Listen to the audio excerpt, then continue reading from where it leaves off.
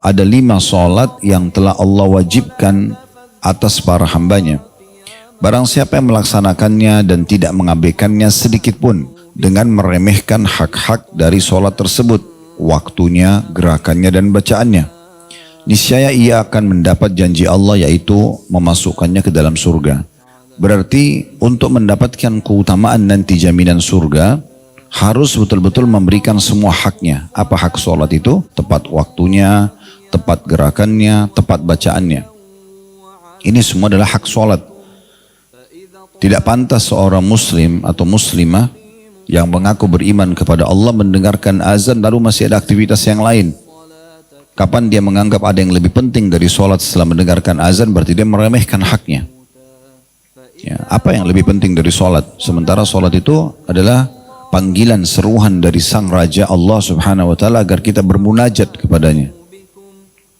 Dipanggil oleh para muadzin, hayya 'alas shalah, ayo mengerjakan sholat, lalu setelahnya hayya 'alal falah, ayo menuju kepada kemenangan, keberuntungan. Bukan muadzin sebenarnya yang memanggil kita, tapi Allah Subhanahu wa Ta'ala yang memanggil kita. Karena semua muadzin, mau orang Arab, mau orang Melayu, mau orang hitam dari Afrika, sama kata-kata azannya. Makanya sedang memanggil kita Allah Subhanahu wa Ta'ala. Harusnya seseorang muslim dan muslim hatinya tergetar pada saat mendengarkan azan itu. Langsung memberhentikan aktivitas apapun, walaupun itu dia bertemu dengan raja dunia. Bukan hanya sekedar kolega, apalagi cuma sekedar duduk sama teman-teman, ya. Dalam kelalaian cuma bicara urusan dunia, maka ini ya dia harus mendahulukan. Itu termasuk haknya. Tepat gerakan, memberikan kehusyuan, menetapkan kehusyuan dan konsentrasi dalam sholat kita. Tenang dalam semua gerakan. Karena di masa Nabi SAW ada orang datang mau bertemu Nabi SAW, kemudian dia buru-buru sekali gerakan sholatnya. Setelah salam, kata Nabi SAW, irji' fa innaka lam tusalli. Kembali lagi, ya, ulangi sholatmu karena kau belum sholat.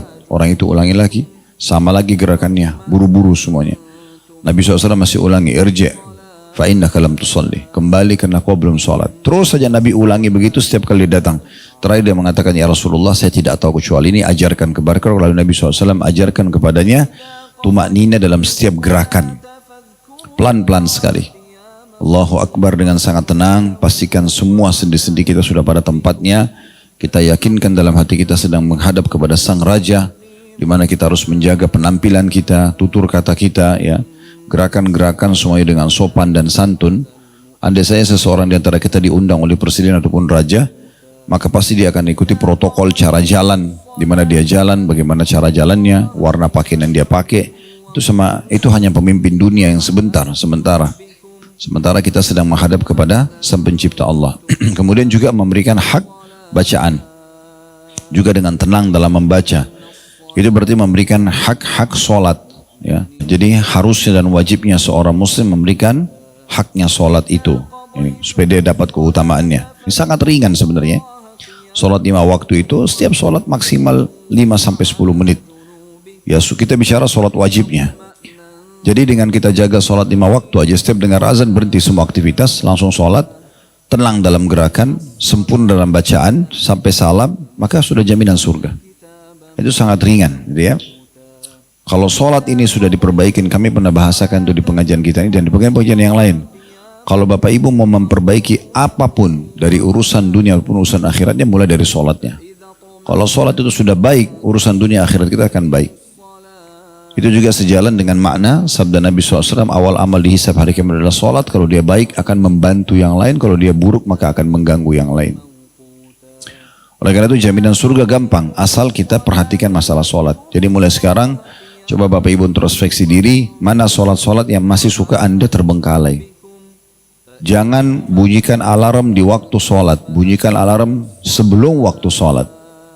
Supaya sempat wudu, ya, sempat persiapan dulu. Begitu azan, sudah berdiri di atas sejadahnya, udah jawab muazzin, karena ada keutamaan menjawab muazzin, baca salawat kepada Nabi SAW, baca doa habis azan, doa antara azan dan iqamah, sholat qobliyah, baru sholat wajib di awal takbiratul ihram pertama imam. Nah, ini orang yang paling sempurna dalam sholatnya. Dan jaga itu sampai kita wafat. Sampai kata Nabi SAW, siapa yang tidak ketinggalan takbiratul ihram imam selama 40 hari. subuh, duhur, asar, maghrib, isya 40 hari ke depan. Maka dia akan dijamin selamat dari neraka dan juga kemunafikan. Artinya jamin masuk surga. Dia satu-satunya ibadah yang Allah Azza wa Jal memerintahkan kepada Nabi SAW itu di langit hanya sholat saja. Yang lainnya semua di bumi.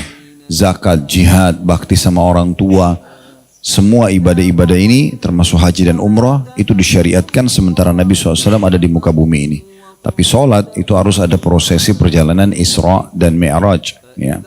Kalau yang lalu-lalu kita masih banyak kelalaian dari sholat 5 waktu, mungkin terlambat waktunya, mungkin kurang memberikan haknya, maka saatnya sekarang kita menutupi itu dengan mengisi kesempurnaan sholat di sisa umur kita, berikut juga kepada keturunan-keturunan kita.